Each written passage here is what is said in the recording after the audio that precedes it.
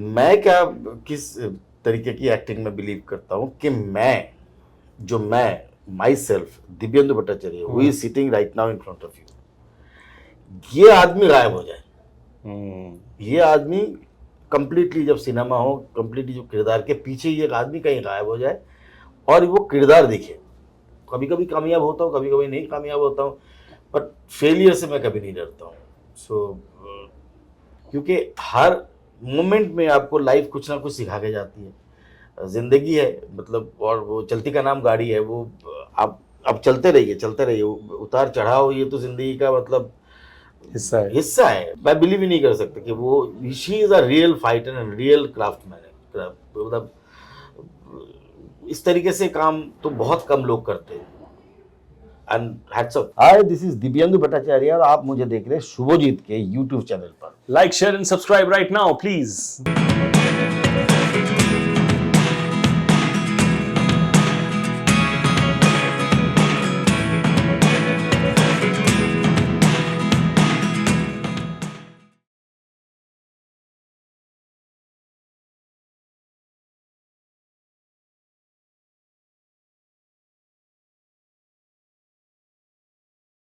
Alright दोस्तों, एक word है जिसका नाम है बायस।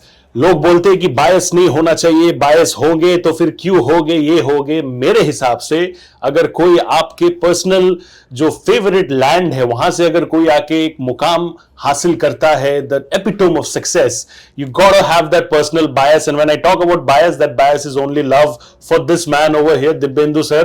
Namaskar, handshake, sob kichu, and everything put together is coming up with Griha Lakshmi only on Epicon. First of all, sir, so many things that I talked about, and एक चीज जिसका मतलब एंड एसेंस वो चीजों से निकला होगा वो ये है कि versatility, right from the beginning of your work life over here in Mumbai. जब से आपका काम अप्रिशिएट किया गया, जब से आपका काम ऑन स्क्रीन आने लगा, you have been known for your versatility. There was something completely different in Poacher. IC814 was completely different. मतलब अलग ही चीज है। And Griha Lakshmi also over here, I'm pretty sure you're going to be bringing something different to the table, right? आपके लिए as an actor who's been about here in the city of Bombay almost 24 साल, उनके लिए versatility as a criteria कितना important है? अव्वल तो मैं कहूँगा कि मतलब that is the most important thing in acting, versatility, because otherwise stock characters में और रॉ स्टॉक में आपको कोई फर्क ही नहीं रह जाता। मतलब आपको हर एक बार, हर एक चीज़ों में, हर एक काम में, हर एक पिक्चर में आपको लिया जाएगा सेम कैरेक्टर किरदार करने के लिए। तो फिर वो तो कैरेक्टर नहीं, वो तो फिर धीरे धीरे आपकी पर्सनालिटी बन जाती है। करेक्ट, आपकी पर्सनालिटी में तब्दील हो जाती है चीज़ें। मैं क्या किस तरीके की एक्टिंग में बिलीव करता हूँ कि मैं myself Divyendu Bhattacharya who is sitting right now in front of you, ये आदमी गायब हो जाए। ये आदमी कंप्लीटली, जब सिनेमा हो, कंप्लीटली जो किरदार के पीछे ये आदमी कहीं गायब हो जाए और वो किरदार दिखे। जिस तरीके से मैं इस चीज़ को करना चाहता हूँ उसी तरीके से मैं करता हूँ। तो versatility is the main thing actually. और वो तभी आ सकता है जब आप बहुत ज़्यादा चौकन्ने हो इस बात को लेकर के कि आपको हर रोज़मर्रा की ज़िंदगी में आपको ऑब्जर्वेशन बढ़ाना पड़ेगा। आप दुनिया से जितना कनेक्टेड रहेंगे उतना ही आप ऑडियंस के साथ भी कनेक्टेड महसूस करेंगे, क्योंकि अदरवाइज उसका कोई चारा नहीं है। बिकॉज इंसान तो अब एक ही हो, इंसान तो आपके वैसे ही बाल है, वैसी कद काटी है, वैसे ही रंग है, सब कुछ वैसे वही है। तो वो आदमी कैसे बार बार तब्दील होता है डिफरेंट किरदार में। तो कहीं ना कहीं वो अंदरूनी जगह है जहाँ पकड़ना पड़ता है बंदे का। सो वही मैं पकड़ने की कोशिश करता हूँ। कभी कभी कामयाब होता हूँ, कभी कभी नहीं कामयाब होता हूँ, बट फेलियर से मैं कभी नहीं डरता हूँ।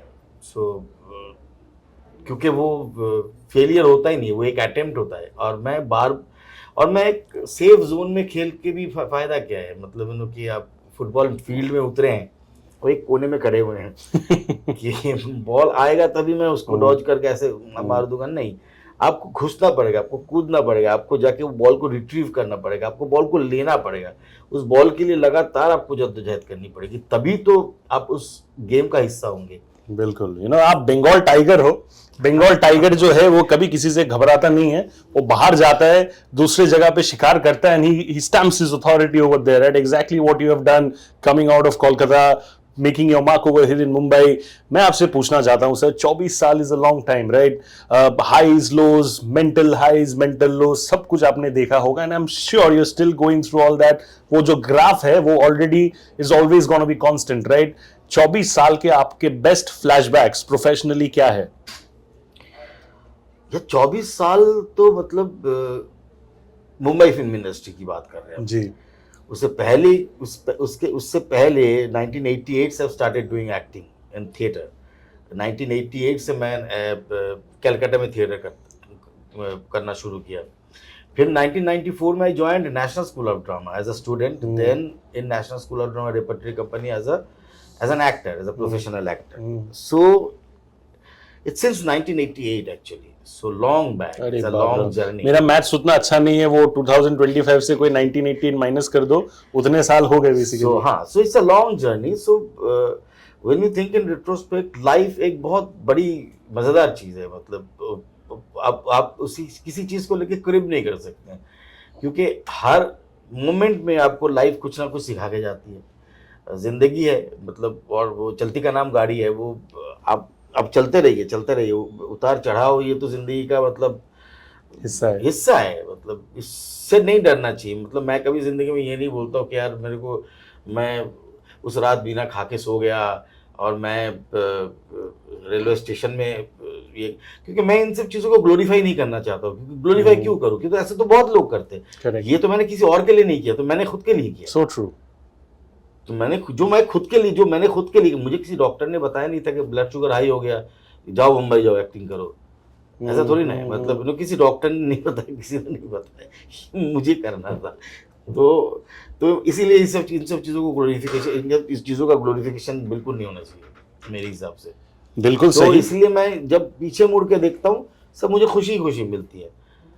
सो क्योंकि और मुझे मिलता है यार, वो टाइम थोड़ा फिर से होता तो और भी मजा आता। क्या बात है, you want to relish every bit of that memory. Yes, that is life. Every moment. मैं अगर आपको पूछूं सर कि गृहलक्ष्मी एज अ प्रोजेक्ट आपको कैसे चैलेंज किया? बिकॉज वन थिंग इज कि एक दौर इंसान का होता है जब शायद काम नहीं आ रहा होता है, एंड एक दौर ऐसा होता है जबकि बहुत काम आ रहा होता है, right? Touchwood, you are in that golden phase where बहुत काम आ रहा है because you're also working very hard, right?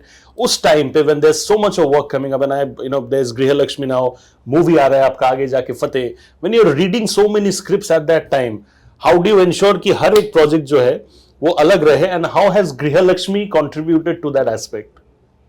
यार अव्वल तो गृहलक्ष्मी की बात बहुत पहले से चल रही थी।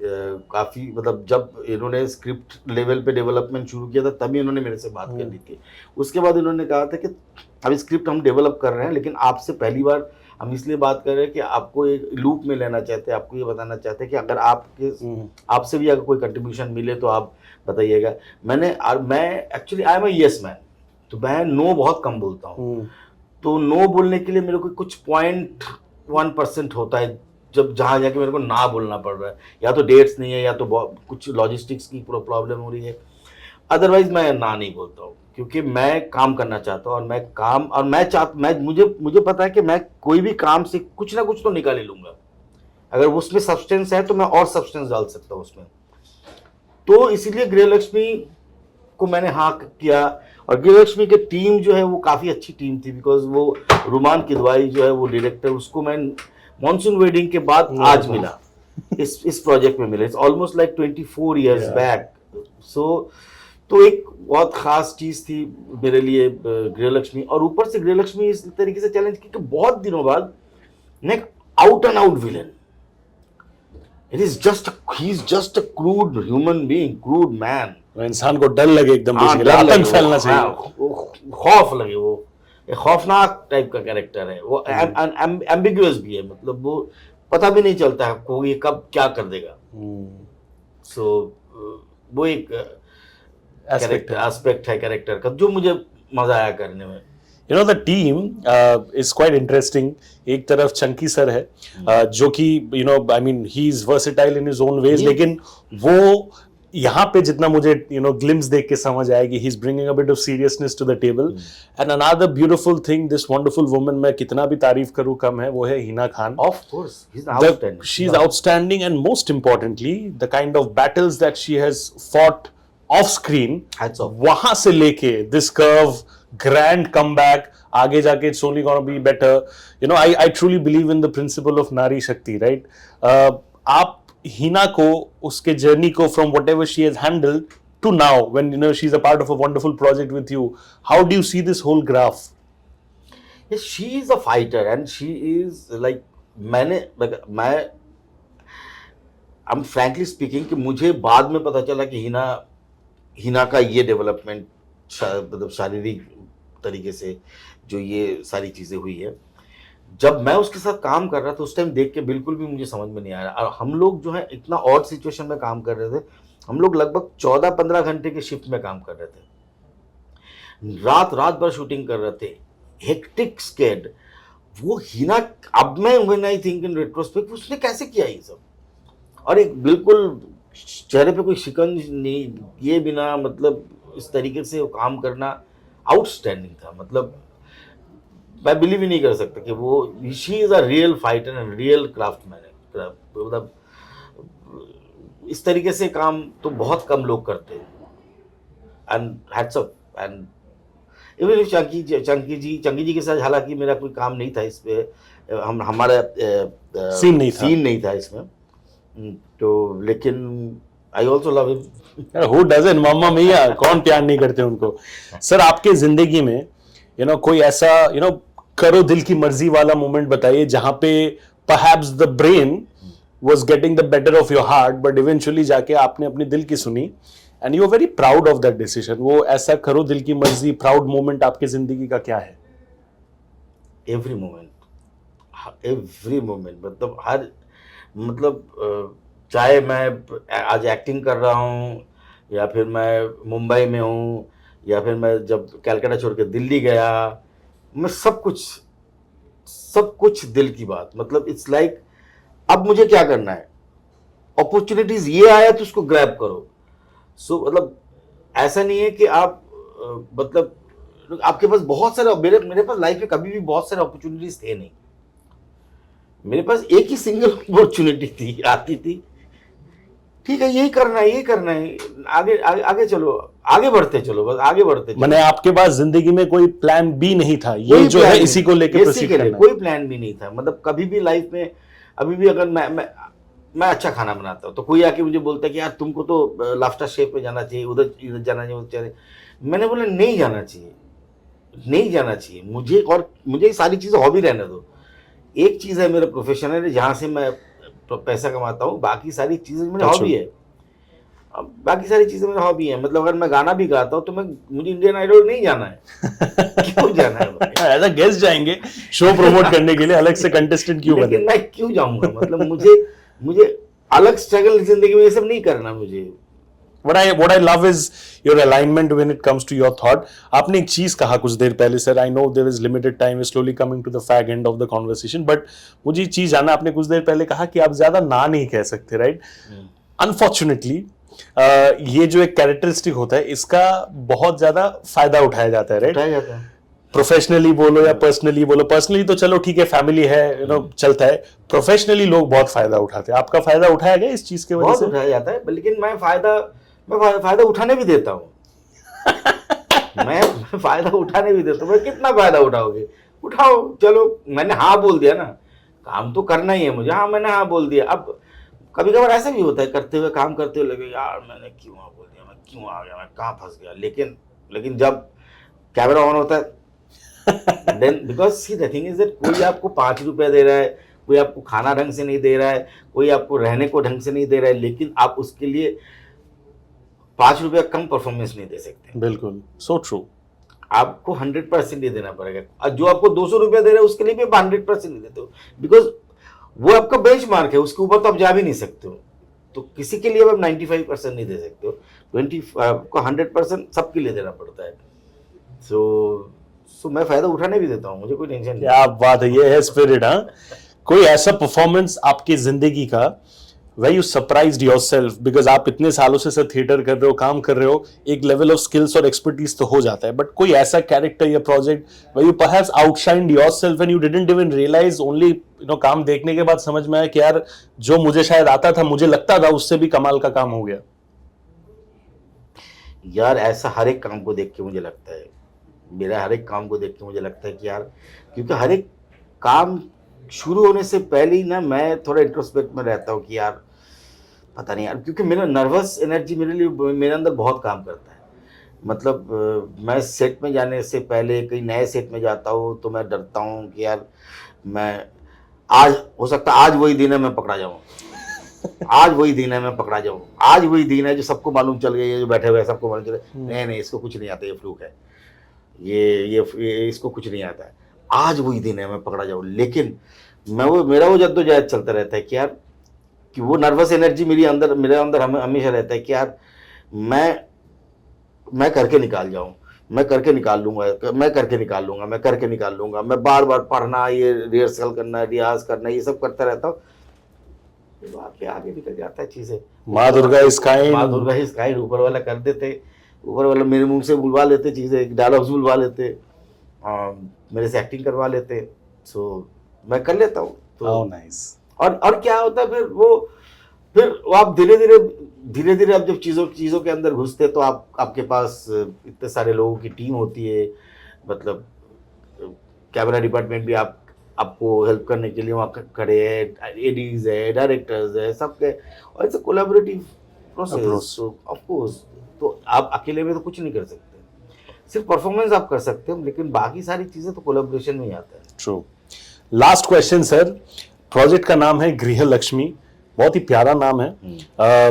गृह लक्ष्मी वर्ड जो है वो हम सबके जिंदगी में बहुत अहम होता है, राइट? बिकॉज हमारे सबके जिंदगी में कोई ना कोई ऐसे लक्ष्मी या गृह लक्ष्मी होता है जिनको हम लोग बहुत गॉड लेवल इज्जत करते हैं, राइट? आपकी जिंदगी में, आप अपनी जिंदगी में गृह लक्ष्मी किसको मानते हो? मेरे जिंदगी में गृह लक्ष्मी सबसे पहले तो मेरी माँ थी जो गुजर गई, मेरी वाइफ है, और अभी मेरी बेटी है। How nice.